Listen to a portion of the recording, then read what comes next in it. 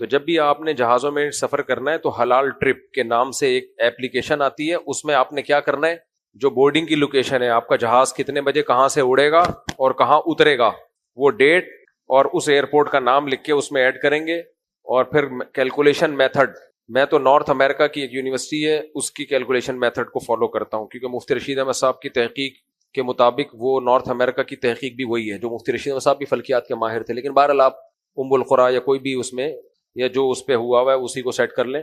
تو اہم چیز کیا ہے کہ لوکیشن، یعنی کہاں سے جہاز نے اڑنا ہے، کتنے بجے اڑنا ہے، وہ ڈال دیں اس میں، اور بٹن دبائیں گے تو وہ پورا کہ آپ کی جو یہاں کی لوکل ٹائم ہے نا اس کے حساب سے، یہ گھڑی یہ والی بھی ایک رکھا کریں جہازوں میں، کیونکہ موبائل جو ہے نا وہ ٹائم چینج کرتا رہتا ہے لوکیشن کے اعتبار سے، یہ جو مینول گھڑی ہے یہ نہیں کرتی ٹائم چینج، تو اس گھڑی کے حساب سے وہ آپ کو بتا دے گا کہ فجر کتنے بجے، ظہر کتنے بجے، عصر کتنے بجے، اور وہ بھی بتا دے گا ڈائریکشن آف قبلہ، تو اس سے نماز پڑھنے میں بہت آسانی ہوتی ہے۔ جہاز میں حتی الامکان کوشش کیا کریں ایئرپورٹ پہ نماز پڑھیں، جہاز میں نہ پڑھیں، سب سے پہلی کوشش تو یہ ہو۔ جہاز میں جب پڑھیں جب ایئرپورٹ پہ نماز کا ٹائم داخل ہی نہیں ہوا، یا داخل ہوا ہے لیکن وہ پڑھنے نہیں دے رہے، فوراً کہہ رہے جہاز میں بیٹھو، اور پھر جہاز میں 2 نمازیں اکٹھی پڑھ لیا کریں۔ اکٹھی کیسے؟ جب ایپلیکیشن ڈاؤن لوڈ کریں گے آپ کو پتا چل جائے گا کہ ظہر کا ٹائم اتنے بجے ختم ہو رہا ہے، عصر کا ٹائم اتنے بجے شروع ہو رہا ہے، جیسے 3:30 بجے ظہر کا ٹائم ختم ہو رہا ہے اور عصر 3:30 بجے۔ اچھا، عصر کا ٹائم بھی جو فقہ شافی کے مطابق ہے وہ والا ٹائم رکھا کریں، اس میں آسانی ہے، کیونکہ وہ صرف شافی فقہ نہیں ہے، فقہ حنفی بھی ہے، وہ احناف میں دونوں ٹائم پہ نماز جائز ہے، اس ٹائم پہ بھی جائز ہے جس میں سعودی عرب میں ہوتی ہے، جو اول وقت میں ہوتی ہے، اور اس ٹائم پہ بھی جائز ہے جو ہمارے انڈیا، پاکستان میں، بنگلہ دیش میں ٹائم ہے۔ افضل ٹائم ہمارے نزدیک یہ ہے، یہ افضل وقت ہے، لیکن اس ٹائم پہ بھی اثر ہو جاتی ہے۔ تو سفر میں تو میں اسی ٹائم پہ ہی پڑھتا ہوں، کیونکہ سفر میں اگر اس ٹائم کا انتظار کرے نماز کے قضا ہونے میں پتہ ہی نہیں چلتا، اثر قضا ہو جاتی ہے پھر۔ تو اب آپ نے جو شافعی ٹائم سیٹ کر لیا اس میں کہ عصر شافعی، ایپ میں پوچھتا ہے حنفی، شافی، یہ سب پوچھ رہا ہوتا ہے آپ سے، تو آپ نے شافعی ٹائم سیٹ کر لیا عصر کا۔ تو اب آپ نے کیا کیا، فار ایگزامپل 3:30 بجے عصر کی نماز کا ٹائم شروع ہو رہا ہے، تو آپ نے کیا کیا، جہاز میں وضو کرنا بڑا مشکل کام ہوتا ہے، کوشش کریں ایئرپورٹ سے وضو بچا کے رکھیں، لیکن اگر وضو نہیں بچا، اسٹیمنا اتنا نہیں ہے، تو پھر آپ جب جہاز کے واش روم میں گئے تو آپ نے کیا کرنا ہے، وضو کریں، پانی کم بہائیں، اور ایک پلاسٹک کے گلاس سے پاؤں واش کر لیں۔ آپ پلاسٹک کے گلاس لیا، اس میں پانی بھر کے، جو بیسن ہوتا ہے نا، جو کموڈ ہوتا ہے، اس میں جا کے پاؤں دھوئے، پانی کم سے کم استعمال کریں۔ اس کے بعد بھی نیچے جو گیلی جگہ رہ گئی ہے تو ٹیشو سے وہ جگہ خود بیٹھ کے صاف کریں۔ میں یہ کرتا ہوں ہمیشہ جہاز میں، جب میں وضو کرتا ہوں تو نیچے کی جگہ کو میں خود کلین کرتا ہوں۔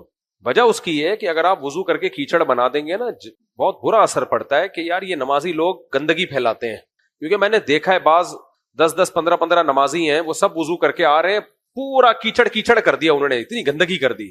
یہ بری بات ہے۔ آپ جب جائیں، نیچے پانی گرا ہے، اس کو اچھی طریقے سے ٹیشو سے صاف کریں اور اس کو ڈسٹ بن میں ڈال دیں ٹیشو کو، پھر اپنے ہاتھ آپ اچھی طرح دھو لیں۔ آپ کے بعد کوئی بھی انگریز جائے نا تو وہ یہ نہ تبصرہ کرے کہ یار یہ نمازی آتے ہیں ہمارا واش روم گندا کر کے چلے جاتے ہیں۔ یورپ، امریکہ میں کسی بھی واش روم میں، کیونکہ وہاں پانی نہیں ہوتا، تو وہ کہتے ہیں ہماری تشریف گندی رہے لیکن جگہ گندی نہ ہو، جو نیچے جو ہے نا وہ واش روم گندا نہ ہو، تشریف پہ کمپرومائز کر لیا انہوں نے۔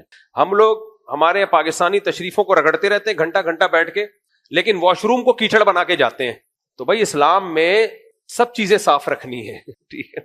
تو میری عادت ہے یورپ، امریکہ، ان ملکوں میں جب میں واش روم میں پانی یوز کرتا ہوں تو جو پانی کی چھینٹیں باہر پڑی ہیں، کیونکہ ان کے یہاں تو نہیں ہوتا نا، صاف ہوتا ہے، تو میں اس کو ٹیشو پیپر سے لے کے صفائی کرتا ہوں نیچے تک۔ نیچے کا مطلب جو واش روم میں جہاں پاؤں رکھتے ہیں نا، جہاں بیٹھتے ہیں لوگ، پاؤں رکھنے کی جگہ وہ گیلی ہو جاتی ہے نا چھینٹوں سے، اس کو آپ صاف کریں، گیلی نہ رہنے دیں، اور پھر اس ٹیشو کو ڈسٹ بن میں ڈالا، ہاتھ دھوئے، باہر آ گئے۔ اس کا مسئلہ یہ ہوتا ہے اگر آپ نے بوتل سے استنجا کیا، پانی بوتل ہی لے جانی پڑتی ہے باہر ملکوں میں، بوتل میں پانی بھر کے لے گئے، اس سے آپ استنجا کرتے ہیں پانی سے، تو وہ پانی کی چھینٹیں دائیں بائیں جاتی ہیں، تو جو غیر مسلم لوگ جب جالتے ہیں تو وہ ان پہ یہ اثر جاتا ہے کہ مسلمان لوگ ہمارے واش روم کو گندا کر کے جاتے ہیں، اپنی تشریف کا خیال ہے، ہمارے واش روم کا خیال نہیں ہے، میرا خیال ہے بات کہتے ہیں ان کو اپنی تشریفوں کی پڑی ہوئی ہے، ہمارا واش روم گندا ہو رہا ہے، پانی پھیل جاتا ہے نا، برا گھن آتی ہے پھر۔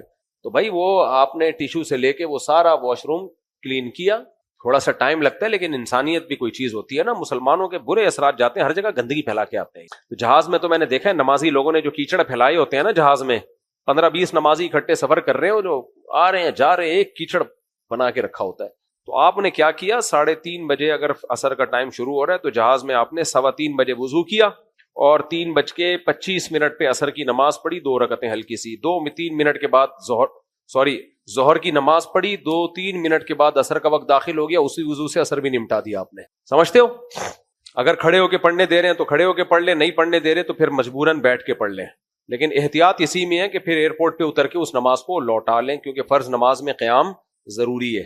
تو اور قیام پہ قدرت بھی ہے, لوگ کہتے ہیں معذور ہیں, معذور نہیں ہوتے, وہ قدرت ہوتی ہے قیام پہ, وہ لوگ پڑھنے نہیں دے رہے ہوتے. تو اس کو یہ نہیں کہا جائے گا کہ شرعی قدرت نہیں ہے. قدرت نہ ہونے کا مطلب بیمار ہیں, کھڑے نہیں ہوا جا رہا, وہ ہے. لیکن یہاں تو قدرت ہوتی ہے, وہ جہاز کا عملہ پڑھنے نہیں دیتا, ان سے الجھے نہیں زیادہ, وہ نہیں پڑھنے دے رہا تو سیٹ پہ بیٹھ کے پڑھ لیں. لیکن پھر اس نماز کو احتیاط اسی میں کہ اتر کے ایئرپورٹ پہ دہرا لیں, قضا نہ کریں آپ. اسی طرح مغرب عشاء میں بھی ایسا ہی ہے, لمبا سفر ہے مغرب, دیکھو یہاں سے آپ امریکہ جاتے ہیں نا تو ایک نماز بھی نہیں آتی بیچ میں, 15 گھنٹے کے سفر میں بھی کبھی آئے گی تو ایک آدھ نماز شاید آ جائے, وہ بھی نہیں پڑھے تو ایئرپورٹ پہ بھی ٹائم ہوتا ہے. میں جب امریکہ گیا تو ظہر کی ہم لوگ فجر پڑھ کے ایئرپورٹ سے سوار ہوئے تھے جہاز پہ, کراچی میں ہم نے فجر پڑھی ہے, اس کے بعد ظہر کا ٹائم داخل ہوا ہے, یعنی ظہر کا ٹائم جب امریکہ میں ایئرپورٹ پہ اترے تو بھی ظہر کا ٹائم تھا, کیونکہ آپ جہاں سورج جا رہا ہے اسی ڈائریکشن میں آپ جا رہے ہوتے ہو تو ٹائم ہی نہیں آتا آپ کا. لیکن جب واپس آتے ہو نا تو سورج کے اگینسٹ آتے ہو, پھر ٹھکا ٹھک نمازوں کے ٹائم آتے ہیں, ٹھکا ٹھک. پھر اس میں اپلیکیشن ضروری ہوتی ہے, پھر اس میں یہی ہوتا ہے کہ مغرب اور عشاء کا وقت آپ نوٹ کر لیں, مغرب قضا کب ہو رہی ہے اور عشاء کا وقت داخل کب ہو رہا ہے. سمجھتے ہو؟ اس میں بھی مغرب کا جو ٹائم ہے نا, علمی بات ہے, تھوڑی خشک بات ہے, لیکن علماء کے سمجھنے کی بات ہے. مغرب میں بھی 2 ٹائم ہیں, ایک ہے شفق احمر جب سرخ روشنی غائب ہو جائے, اور ایک ہے جب سفید روشنی غائب ہو جائے. پہلے سرخ روشنی غائب ہوتی ہے, پھر سفید روشنی غائب ہوتی ہے. امام ابو حنیفہ کے نزدیک جب سفید روشنی غائب ہوگی تو عشاء کا ٹائم شروع ہوگا. امام شافعی کے نزدیک جب سرخ روشنی غائب ہوگی تو عشاء کا ٹائم شروع ہوگا. تو امام ابو حنیفہ کے جو دونوں شاگرد ہیں, امام ابو یوسف, امام محمد, انہوں نے اس مسئلے میں امام ابو حنیفہ سے اختلاف کیا ہے, اور ان کی وہی رائے ہے جو امام شافعی کی رائے ہے, یعنی جب سرخ روشنی غائب ہو جائے تو عشاء کا ٹائم شروع ہو جاتا ہے.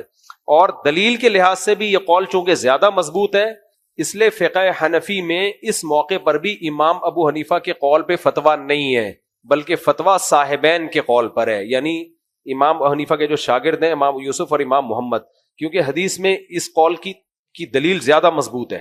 یہ جو کہا جاتا ہے نا اندھی تقلید کرتے ہیں امام حنیفہ کی, ایسا نہیں ہے. فقہ حنفی میں بہت سے اقوال ہیں جن میں امام حنیفہ کے قول پہ فتویٰ نہیں دیا گیا, ان کے شاگردوں کے قول پہ فتویٰ دیا گیا ہے. تو لیکن ہمارے ہاں جو نقشے بنے ہوئے ہیں نا عشاء کی نمازوں کے, وہ امام ابو حنیفہ کے قول کے مطابق بنے ہوئے ہیں. سمجھ رہے ہو؟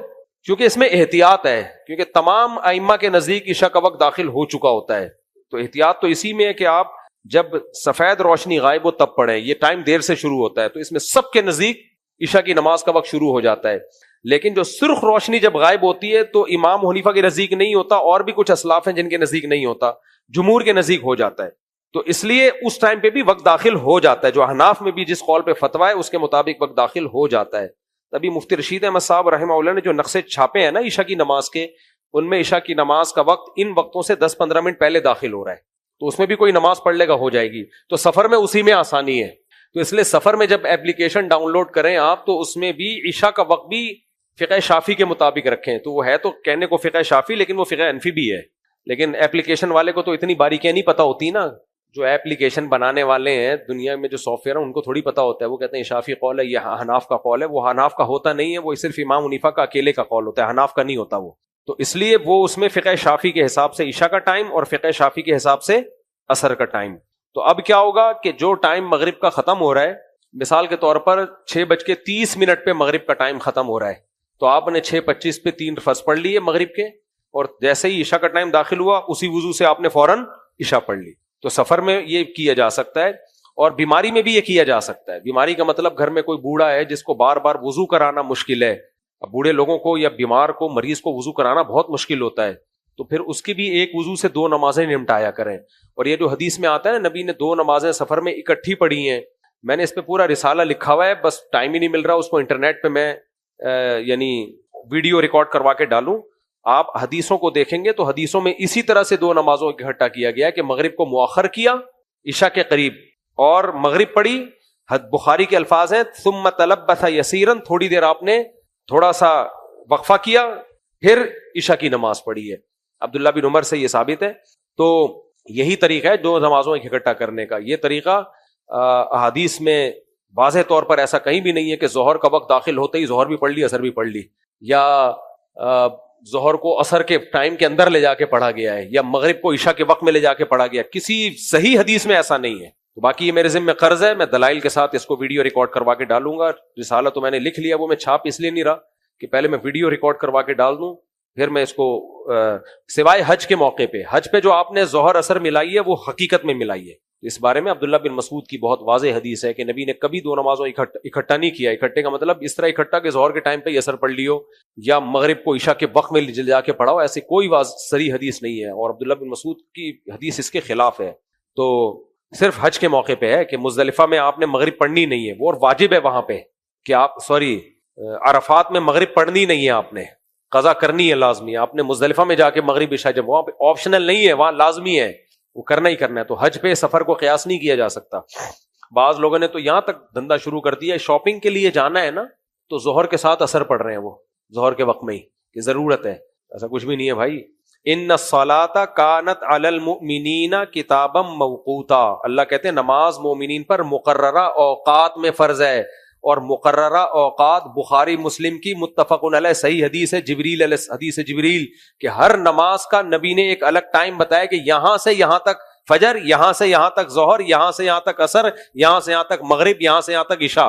اور اس میں آپ نے سفر اور حضر میں کوئی فرق نہیں کیا ہے. بلکہ سفر کے بارے میں جب آپ کی فجر کی نماز قضا ہوئی, کسی صحابی کی آنکھ نہیں کھلی, آپ کی بھی آنکھ نہیں کھلی, تو سفر میں آپ نے یہ فرمایا کہ لیس فی النوم تفریط, کہ نیند میں اگر نماز قضا ہو جائے تو یہ کوئی کوتاہی نہیں ہے. تفریط اس میں ہے کہ ان تؤخر الصلاۃ عن وقتها او کما قال صلی اللہ علیہ وسلم, کہ نماز کو اپنے وقت سے مؤخر کیا جائے. تو یہ تو آپ نے سفر میں فرمایا ہے, اور نمازوں کے اوقات وہ حدیث جبریل میں ہے. عبداللہ بن مسعود یہ جو حدیث ہے نا, قرآن کی آیت ہے والذین هم علی صلواتہم یحافظون, کہ ایمان والے اپنی نمازوں کی حفاظت کرتے ہیں. تو عبداللہ بن مسعود کہتے ہیں حفاظت کا مطلب اپنے وقت پہ پڑھی جائے. تو یہ تو سفر حضر دونوں میں ہے. اور اللہ نے سفر میں میدان جنگ میں بھی نماز کو قضا کرنے کی اجازت نہیں دی ہے, بلکہ نماز کا طریقہ بدل دیا کہ کھڑے ہو کے نہیں پڑھ سکتے, سواری پہ پڑھو. اگر اس طرح سے جمع کی اجازت ہوتی تو اتنی تکلف کی کیا ضرورت تھی بھائی؟ مغرب کو عشاء کے وقت میں لے جا کے پڑھ لو, ظہر کو عصر کے وقت میں لے جا کے پڑھ لو. اور پھر اللہ سفر کے موقع پہ یہ کیوں نازل کرتے کہ ہم نے اس لیے یہ نماز کا تمہیں حکم دیا کہ کھڑے ہو کے نہیں, بیٹھ کے نہیں, تو چلتے پھرتے بھی پڑھ سکتے ہو جنگ میں. آگے فرمائے ان الصلاۃ کانت علی المؤمنین کتابا موقوتا, نماز مقررہ اوقات میں فرض ہے. تو اوقات کی وجہ سے, اور یہ جو سفر میں 4 کی 2 کی ہیں, یہ سہولت اسی لیے تو دی ہے کہ وقت کے اندر پڑھانا آسان ہو جائے. جب ایک رخصت دی جاتی ہے تو کسی بڑی آزمائش سے بچانے کے لیے دی جاتی ہے, کیونکہ اصل میں اسلام چاہتا ہے کہ نمازیں اپنے وقت کے اندر پڑھی جائیں. تو سفر میں ہمیں 4 کی 2 کر دی ہیں تاکہ وقت سے ٹالنے کا عذر ختم ہو جائے. آپ یہ نہ کہہ سکو کہ اللہ وقت پہ پڑھتا تو 4 رکعتیں تو بڑی مشکل تھیں, قافلہ نکل جاتا, یہ ہو جاتا, وہ ہو جاتا, مسائل کھڑے ہو جاتے. تو اللہ نے 4 کی 2 کر دی کہ تاکہ اب یہ عذر نہ کرو کہ میں ظہر کی نماز ٹائم پہ پڑھ نہیں سکا, میں عصر کی نماز ٹائم پہ پڑھ نہیں سکا. اللہ کہتے ہیں چلو مختصر پڑھ دی. تو مختصر کروائی اس لیے ہے کہ ٹائم کی پابندی آسان ہو جائے. اگر اتنی اجازت ہوتی کہ ظہر میں نہیں پڑھو, عصر میں پڑھ لو, یا عصر کو ظہر میں پڑھ لو, تو پھر یہ 4 کی 2 کرنے کی ضرورت کیا تھی؟ پھر تو 4 پڑھنا بھی آسان تھا. اصل تو ٹائم کو محفوظ رکھنے کے لیے کہ ٹائم کی سیٹنگ آؤٹ نہیں ہونی چاہیے, 4 کی 2 کر دو, یہ ٹھیک ہے. سمجھ رہے ہو؟ تو یہ ایک رخصت دی اس لیے جاتی ہے. اس کی مثال میں دیتا ہوں. آپ چاہتے ہو بندہ آفس میں لازمی آئے, چھٹی نہ کرے, اور ٹائم ہے اس کا 8 بجے. اب وہ چھٹیوں پہ چھٹیاں کر رہا ہے, ٹائم پہ نہیں آ رہا, چھٹیاں بھی کر رہا ہے, تو آپ ایک پابندی ہٹا دیتے ہو اس سے. آپ کہتے ہو چل 8 بجے کی پابندی میں ختم کر رہا ہوں, تو 11 بجے آ جایا کر, چھٹی نہیں کرنا. یہی ہوتا ہے نا, چھٹی کرنے کی اجازت نہیں ہے. دنیا کا اصول ہے جب بھی کوئی رخصت دی جاتی ہے تو کسی دوسری چیز کی پابندی بڑھانے کے لیے دی جاتی ہے کہ چلو ہم تمہیں یہاں سے سہولت دے رہے ہیں کہ تم چھٹیاں پہ چھٹیاں کر رہے ہو, اس لیے کہ 8 بجے آنا مشکل ہے, تو ہم 8 کے بجائے تمہیں آپشن دے رہے ہیں کہ 8 بجے آؤ یا 11 بجے آؤ, لیکن چھٹی کرنے کی اجازت نہیں. اور اگر آپ کہتے ہو کہ نہیں 8 بجے ہی آؤ, تو پھر کیا اس کو آپشن دیا جائے گا؟ چھٹی کرنے کی اجازت ہے, ٹھیک ہے, کوئی مسئلہ ہوا کرو چھٹی کر لیا کرو, لیٹ ہونے کی اجازت نہیں ہے تمہیں. اگر کبھی تمہیں آنا مشکل ہونا تو نہیں آؤ, ٹلا مار دو. لیکن دیر سے آؤ گے نا, 9 بجے آؤ گے, تو سارے دفتر کے لوگ تمہیں دیکھ کے خراب ہو رہے ہیں. کوئی عذر ہوا کرے, آیا ہی نہ کرو, لیکن جب آنا ہے تو ٹائم پہ آؤ. تو ایک طرف سے رخصت دی جائے گی نا, یا تو یہ رخصت دی جائے گی کہ بھائی ٹھیک ہے ٹائم کی پابندی ہٹائی جا رہی ہے، لیکن دوسری یہ کیوں ہٹائی جا رہی ہے؟ تاکہ چھٹی نہ کر سکے، یہ رخصت اس لیے دی جا رہی ہے. یا چھٹی کی پابندی ہٹائی جا رہی ہے کہ چھٹی کر سکتے ہو لیکن ٹائم پہ آؤ. پھر تو اللہ تعالیٰ کو معلوم تھا سفر میں ان کے لیے نمازوں کے اوقات بہت محدود ہوتے ہیں، ظہر کو ظہر میں پڑھنا اثر کو مشکل ہو جائے گی، تو اللہ نے کہا چلو 4 کی میں کتنی کر رہا ہوں؟ 2 کر رہا ہوں. تو یہ اس لیے کی ہے کہ وہ جو ٹائم کی پابندی ہے اس کو فوکس کرو، وہ اب اس میں رخصت کی اجازت نہیں ہے. تو اس لیے امام حنیفہ کا پلڑا دلائل کی دنیا میں بہت بھاری ہے. اور یہ جو میں کہتا ہوں نا اس میں امام حنیفہ کی رائے کمزور تھی، تو اس لیے احناف نے فتویٰ دے دیا صاحبین کے قول پہ. یہ بھی کمزور ظاہری اعتبار سے ہم کہہ رہے ہوتے ہیں، ظاہری اعتبار سے، ورنہ ڈیپ میں آپ جاؤ بہت ساری چیزیں ہمیں لگ رہی ہوتی ہیں کمزور، لیکن جب اس کی ڈیپ میں انسان جاتا ہے تو امام صاحب کا پلڑا اس میں بھاری ہوتا ہے. لیکن بہرحال 1.5 اینٹ کی الگ مسجد بنانے کے بجائے احناف کا یہی اصول ہے کہ مشائخ نے اگر دیکھ لیا کہ اس بارے میں صحیح حدیث موجود ہے صاحبین کے قول پر، تو پھر وہ امام صاحب کے قول کو چھوڑ دیتے ہیں.